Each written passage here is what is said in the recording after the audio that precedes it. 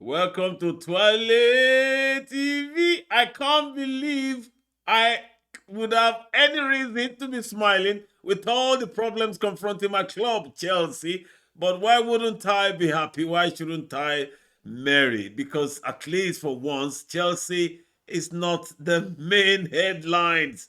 I just can't believe that a few days ago, Chelsea was the butt of all jokes, and then bang, Arsenal drew, drop another 2 points, third one consecutively, and then bang, Tottenham sacked their coach, well, interim coach. So that took the attention away from Chelsea, which gives me some kind of relief, really, I'll be honest with you. So I'm just in a chilling mood. Tottenham fans, jokes apart, you're in a big mess. I was saying a couple of days ago that Chelsea is in a bigger mess than Tottenham because they are in a better position than Chelsea on the table, and they haven't spent 600 million buying, the best young talents across Europe. But right now, it seems Tottenham are in the headline for all the wrong reasons. This is the club that sacked Mourinho, a winner. They put Ryan Mason in charge to take care of their cup final. They lost. They brought in. I don't even want to go back as that. I don't want to go that far. Okay, you've sacked Conte after the press conference that he gave. Everything he said in that press conference is now crystal clear. The guy is justified now. He is a winner. Tottenham is not ready for managers like him. The same way they weren't ready for Mourinho. When you want a winner to win for you, you don't expect them to compromise. I've said this. So Conte can't compromise. He believed Daniel Levy didn't protect him enough. Instead, he was protecting other areas concerning the club and just ignoring the manager's problem and the players' lack of positive response to what he demanded. So now, after confronting them with the press conference, I knew that was the end of it. He left. But why would you employ an assistant to somebody you're getting rid of? You got rid of Conte and you put his assistant in charge. It didn't look right from the beginning, and the guy just you can't deal with it. He's not the manager. You wanted him there as interim. And I've never seen an interim manager to take care of 7 games being sacked. So if you can do that, that means we should have sacked Frank 2 games ago. Anyway, Tottenham, jokes apart, the way forward is very bleak because right now you've been exposed. Truly who you are. You've always wanted to be known as the big boy, as one of the contenders for the title because of history and all that. No, you're not. I said it. You're not one of the big boys. And you're never going to be one of the big boys for a very long time unless the hierarchy changes. And you cannot change the hierarchy of Daniel Levy. In fact, you can't even blame Daniel Levy. This is why Tottenham fans are stuck, because it's one thing to feel upset about lack of progress on the pitch and to want to take that to the board or to the chairman or the co-owners. And it's another thing to think, do we have the right to actually challenge Daniel Levy? You tell me how many club chairmen can pinpoint their achievement that this is what we have done and it surpasses what Daniel Levy had done. No club chairman can actually, claim Daniel Levy's record. The way he has handled Tottenham, the way he has managed them, the way he has nurtured the club to keep them in top 4 consistently, okay, without serious funding. Don't forget, Tottenham never buys players like some crazy money. They don't buy 100 million player. Talk less of 150 million or more. They don't. And still, the chairman was able to spend close to £1 billion building that magnificent stadium for you guys. So I understand your frustration. It's too difficult for you to find a way forward now because you can't find a way forward without the chairman.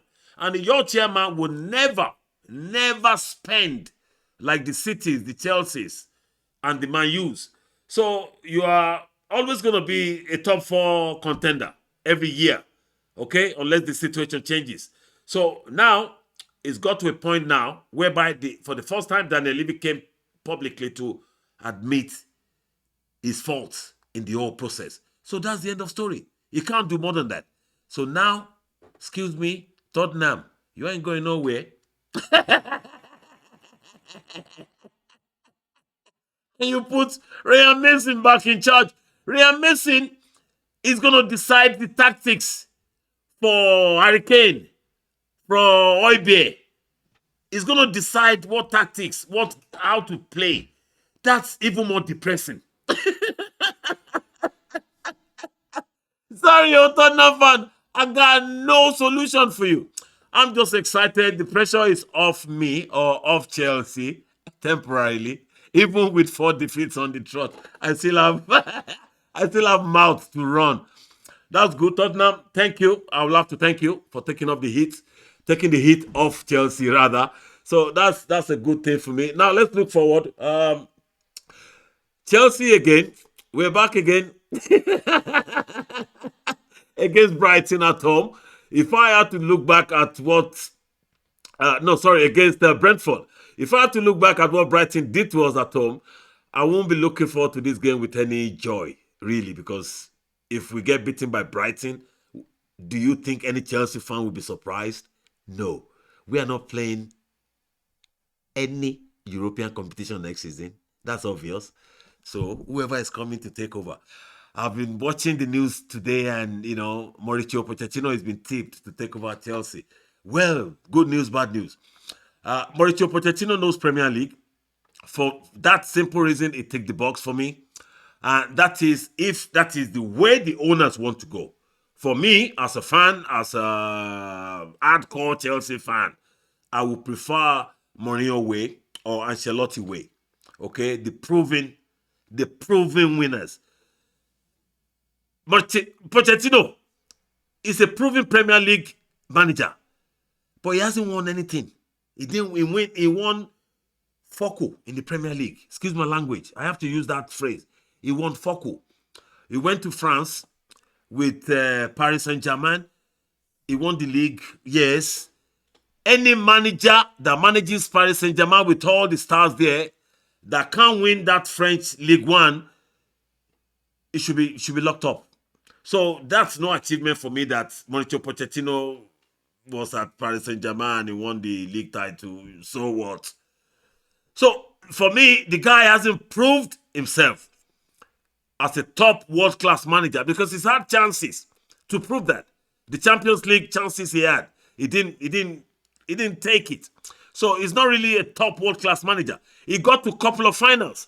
The way he played finals, he doesn't play final like a do or die one-game situation.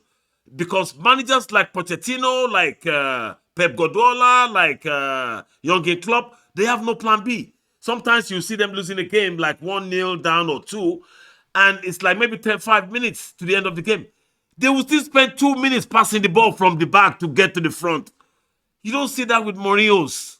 They just want to win at all costs by all means. They forget the tactics if they need to. They forget formation if they need to. But Pochettino won't do that. And that's my worry. Him coming to Chelsea is going to be a one-way manager. And if the chips are down, how is he going to cope?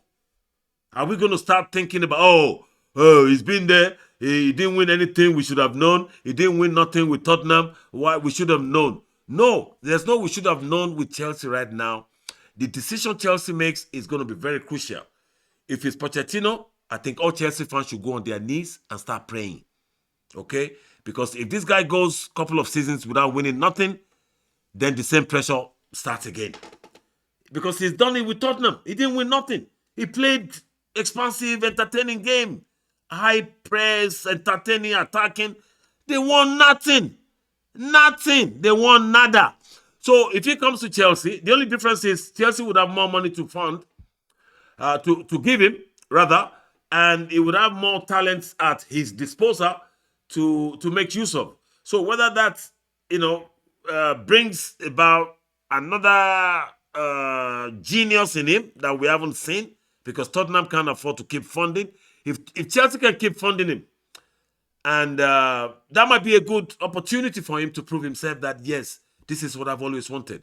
I can compete at the highest level and win the highest trophies. Because it was at Paris Saint-Germain with all the stars. He didn't win nothing. He didn't win Champions League. He didn't win. So how is he going to rescue Chelsea in terms of we winning trophies? It's all about winning trophies. If he comes to Chelsea and it stabilizes Chelsea and we end up in top 4 next season and we qualify for maybe Champions League or Europa, that's still not an achievement. That is where we're supposed to be normally. So that's my worry for Chelsea. Anyway, let's leave that. Let's see what happens between Pochettino and Todd Bowley, whether he's the one or they're getting somebody else. Now, Arsenal, Man City, right? This is not over yet. I keep telling all these, people who are doubting Arsenal and all that. For me, we might get a surprise result on Wednesday and we might not. Okay, it can go either way. If City beats Arsenal, fair enough. The destiny now changes into City's hand. Then it remains with City to beat everybody in their path to win the title. But even if they beat Arsenal, that doesn't mean they have won the title. They have crucial games to play. Okay? And if Arsenal wins, it means the destiny is more settled in their hands. But does that mean they've won it? No. That might even cost them. Because that might give them a false hope that we've won it, we've beaten our fiercest rival, our main competitor, and then they go down the road and lose to some unexpected teams. So that's also possible. So Wednesday is not actually the decider of the title. It's very crucial that Arsenal wins. It's very crucial that Man City wins because both of them are the only two candidates for this titleship. And meeting each other with 6 games to go is just the tonic we neutrals, needed right now. We just want to enjoy football, especially we Chelsea fans. We got nothing to look forward to. Sorry. So that's it for tonight, folks. Let's hope Tottenham get some clear path. I don't even know what to say about Tottenham. Sorry, Tottenham. I'm just relieved that we're not under pressure anymore. And I'm not under pressure as a Chelsea fan. I'm enjoying the drama. Not London. Oh, go on, Chelsea. Let the not Londoners rather, deal with their problems while we sit comfortably in West London and watch. We have nothing to prove for this season. I said it. Lampard will remain in charge for the remaining games. There's no reason to sack him. It's not the fault. He's not to blame. The only problem Frank is probably got now is that the performances of the last 4 games has probably dented his managerial career. He's dented his managerial career in the sense that if you have this much talent at your disposal and you got whacked 4 times on the trot, excuse me, it's no good news for you, Frank, but still, thank you for coming to the rescue. So let's catch up tomorrow. The midweek matches starts tomorrow, and I can't wait. So if you have been watching, subscribers, we love you. I have nothing else to say but thank you. The numbers are good. The subscription numbers are very impressive. And it's not a lot, but it's getting better. So thank you for subscribing. Thank you for watching. Thank you for following. If you haven't, please go to Twale TV Sports and subscribe. And then you can go to our sister channel, Twale TV Entertainment, and subscribe as well. You got loads of entertainment programs there to enjoy. Thank you for listening to me. And then let's catch up again tomorrow. Hasta la vista, baby. Ciao. Good night. LSU.